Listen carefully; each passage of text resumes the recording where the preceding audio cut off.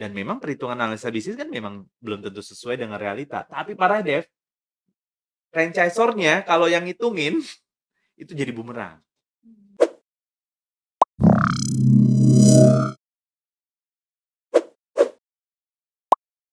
Oke, ya menarik ya Coach ya. Maksudnya, berarti kalau ngomongin tentang franchisee itu, kita memang punya batasan ya, gimana itu nantinya berbicara tentang kesepakatan ataupun, yang nanti akan tertulis bersama dengan franchisor. Nah, kalau ngomongin hak nih, sebagai franchisee kita tuh sebenarnya seharusnya dapat apa aja sih Coach? Tadi kan baru bahas tentang support nih. Mhm. Itu ada nggak sih standarisasi supportnya tuh sebenarnya seperti apa sih yang seharusnya diberikan dari franchisor untuk franchisee-nya? Oke. Oke, yang pertama mungkin yang umum-umum aja ya, yang aku sampaikan ya. Yang pertama kejelasan nih mereknya, ya legalitasnya, ya. Nah itu penting. Jangan nanti, kita bermitra sama prinsipal atau franchisor yang punya legalitas yang, berpotensi atau beresiko kasus gitu ya. Nah ini hati-hati, kita lihat karakternya, kita lihat legalitasnya, jelas nggak gitu ya. Kemudian lihat sistemnya, lihat, secara bisnis manajemennya itu bagus nggak, gitu. Nah itu haknya mitra. Kalau mau lihat misalnya laporan keuangan ya, itu mungkin ada di tahap yang, kita sudah memang benar-benar tertarik, kita mau ikut, kita tanya, apa saja, langsung aja tanya, apa saja, yang saya diberikan haknya sebagai calon, franchisee atau calon mitra, gitu. Kalau misalnya tidak ada terdapat, boleh melihat laporan keuangan, tanya gitu, "Boleh nggak kita lihat laporan keuangan?" Nah, harusnya boleh.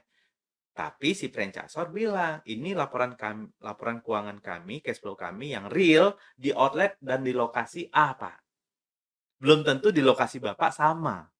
Kan gitu. Makanya si franchisor atau prinsipal, dia harus punya kemampuan untuk bisa menjadi konsultan di bisnisnya, ya. Jadi gini, mitra itu harus memang benar-benar dipandu, bukan disodorin analisa keuangan, Dev.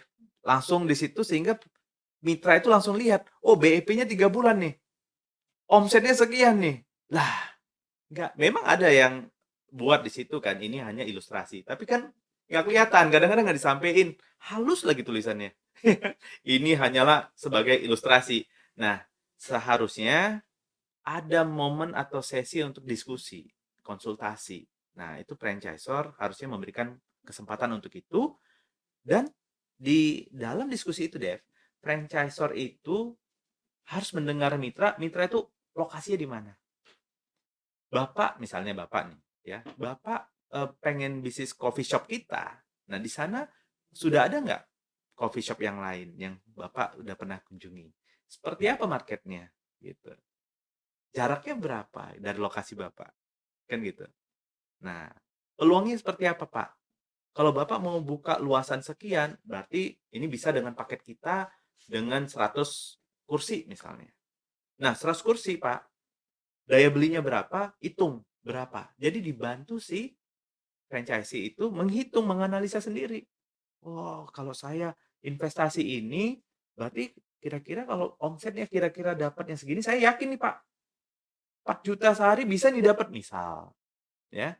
Sehingga kalau misalnya investasi yang 400 juta dalam berapa hari itu? 100 hari ya, berapa bulan, berapa tahun gitu ya, nggak sampai setahun ya. Nah, itu bisa ketutup, gitu ya.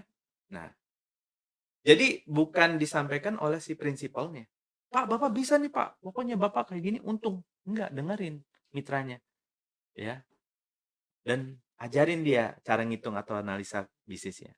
Sehingga nih, kan ada yang bilang, "Coach, kalau dipinterin, dikasih tahu begitu nanti kalau nggak jadi gimana? Repot-repot di kita." Makanya kan ada sesi konsultasi, dia harus bayar harusnya. Boleh, ya paling berapa gitu ya. Yang kedua, Dev, kalau sudah deal, udah sign kontrak, Dev. Nah, si mitranya sekiranya hitungannya lari dari yang dia hitung, itu dia masih terima. Karena perhitungan dia yang tidak tepat. Dan memang perhitungan analisa bisnis kan memang belum tentu sesuai dengan realita. Tapi parah Dev, franchisor-nya kalau yang ngitungin, itu jadi bumerang. Mmm. "Pak, kata Bapak omsetnya 4 juta sehari, ternyata cuma 1 juta." Itu gimana tuh? Nah, mumet kan?